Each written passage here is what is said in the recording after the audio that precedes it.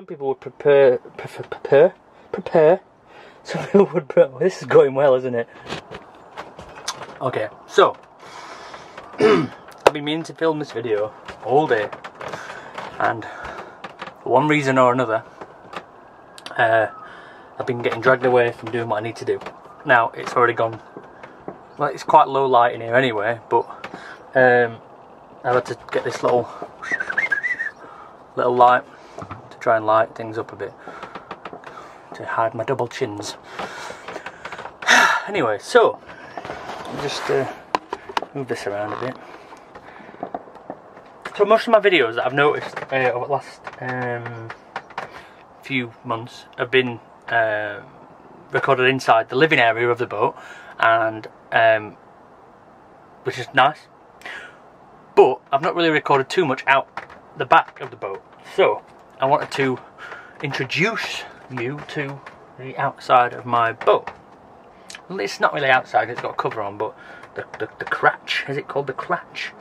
I'm still not up on my boat lingo, but I believe that this is called a cratch cover, so this must be the cratch. This is the bit where I drive. So I'm going to talk you through what's out here, so you get a better understanding of where things are. Bear with me if it's a bit dark, I'm trying to light things up.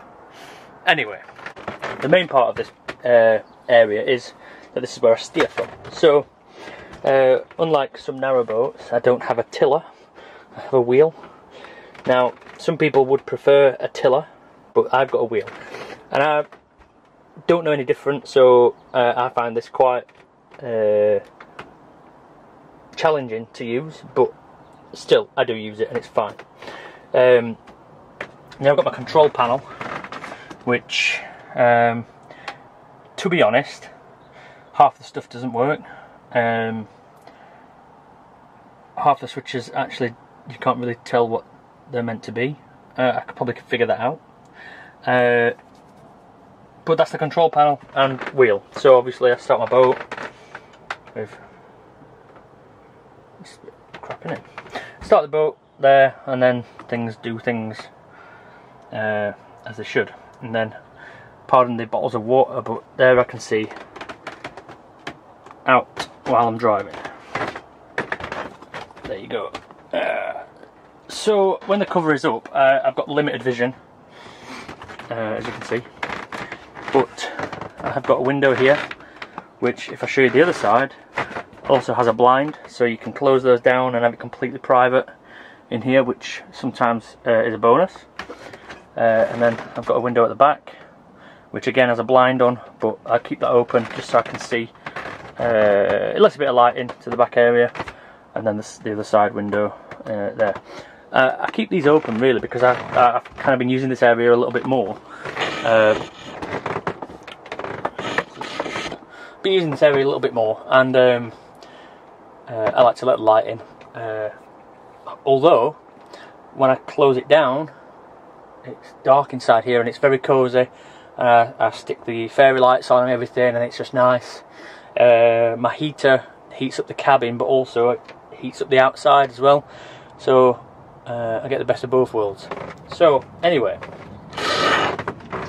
here is the seating area, which I very crudely recycled some foam and covered them with IKEA throws and glued that on.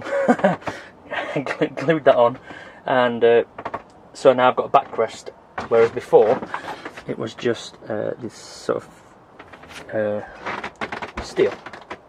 A few cushions and a throw for extra comfort. Now what I want to do is show you what's underneath here. So if I just move all this like so, you'll see these awful brown foam cushions. Underneath these foam cushions are storage areas. Now this storage area stores my microwave, which I've not really used too much, lots of paints, and then the diesel tank for the diesel heater. I could utilise this space much more and actually I do have some plans to make this area better. I can't really show you the entire thing because it's a bit of a mess, but one day I'll introduce you. Underneath here is where I keep my tools, but underneath the toolbox, this wood down here, underneath there is the engine. So this is the cooling system for the engine. So I can get to the engine, it's under there. I will formally, it's not going very well. I will formally introduce you to the engine another day. So the main thing is that you can tell that under here I've got storage where I keep my tools, and then the storage under that one, and the storage there. Throw them scatter cushions, I'll scatter those around. There we go.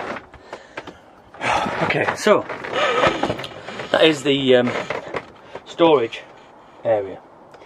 Now, now also out back is this box, and this is my stash of low alcohol French lager. I'll move this out of the way actually so I can show you what's in this box. Now this box is sort of a multi-use box because actually it's a step to get out the boat, but also I can lift this up. You can see my battery, my battery setup system thing, where my trickle charge connects to. My trickle charge connects to it. My starter battery, no ledger batteries at the moment.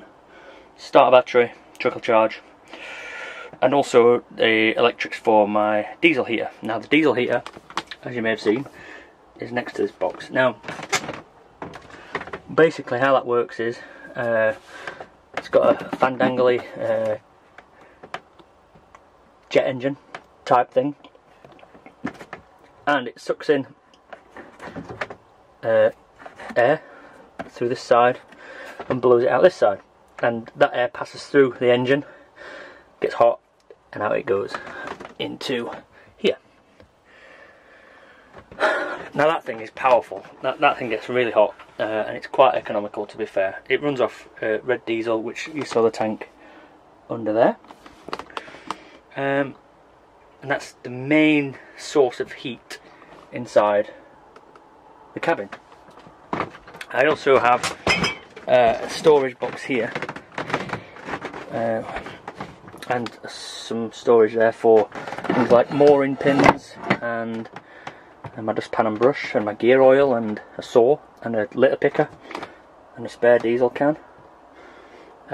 This is my throttle, my forward and reverse and power, and the cables run all the way down there and to the back of the boat.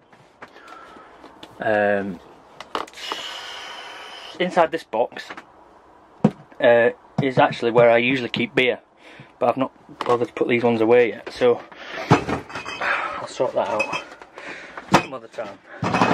So basically this is like a fridge because obviously it's outdoor. It keeps things cold and keeps them away from the elements and all that, so I usually use that as a sort of fridge. I don't have a fridge at the moment because actually it's winter.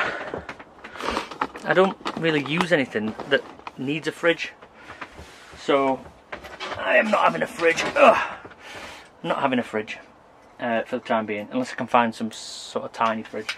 Most things can come out back here. It's freezing cold during winter, and it's free refrigeration, which is something that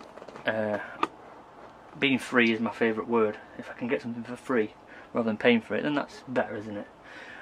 Anyway, so this area wasn't really utilised very much when I first got the boat, but then I tidied it up. I used it mainly for storage, but I tidied it up. Obviously put these cushions on and things and made it a bit nicer, and now it's actually a nice space to sit out. Of an evening you can see the sunset, in the morning you can see the sunrise. It's like essentially like a conservatory, I guess. So I intend on using this area much more. Like I said earlier on, the diesel heater once the door is open, the diesel heater generates heat which comes out here, and it will heat this area up. So it's all good. There is another area that I am going to introduce you to. Once I can move this mat out of the way. Okay, now this area, I do apologise to any boaters in advance, because this is probably some boaters' worst nightmare, and it shouldn't look like this, probably. But oh, it stinks. Right, okay, so below is a trapdoor. Now if I open this trapdoor up, again I apologise in advance, but underneath here is the bilge, and this water stroke diesel should not be in here, and I should have a bilge pump. However, I do not have a bilge pump. It's on my list of jobs to do, but this needs to come out of here urgently. Actually, the water level looks quite low. I wonder if some of it's come out. Yes, so this actually is like a garage area also. It houses rope and some weights and some, whatever that is, a bucket, whatever that is, some wellies, a plastic owl. Actually, I've just noticed an anchor. Look at that! I didn't even know that was in there. That's a new thing. It's like a grappling hook. So that's going to come out and be used for something as soon as possible. And what's under there? Well, there you can see the bottom of the engine. Various pumps and engine mounts. So that urgently needs to come out, the water. It's on my list of jobs to do. It's another expense that I'm going to have to try and find the money to get a bilge pump, or unless I can borrow one, but anyway. And then also find out, I know that some of that's diesel, and the reason why I know that some of that's diesel is because the original diesel filler cap, which is on the back of the boat, isn't connected to a diesel tank. But nobody told me that when I moved on the boat, so I poured 30 litres of diesel into that, and essentially it just went straight into the bottom of there. Now having that much diesel in there is a bad thing. I know that. I understand that that's probably a safety nightmare, but it is quite watered down, and there's no heat down there. I think it should be fine for now, but it needs to come out. But then once that's come out, I'm going to try and utilise that space a little bit more. Maybe put more stuff down there for storage.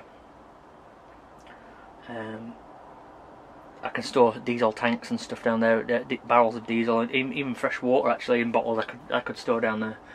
So over the last couple of months I'm still learning things, still learning where things go, where things can go, what's the best way to use that space. So it is a learning curve. So again, I do apologise to some boaters that think that, probably going to think that this is a mess, but I'm getting there. So anyway, I hope that you enjoyed this little tour of the outside area, and I'll keep you updated on how things go. Really, I did notice that I'd made a lot of videos inside, and I want to make one outside, so there we go. Hopefully you've enjoyed, but I'll be back in a couple of days, and I'll see you soon. Bye bye.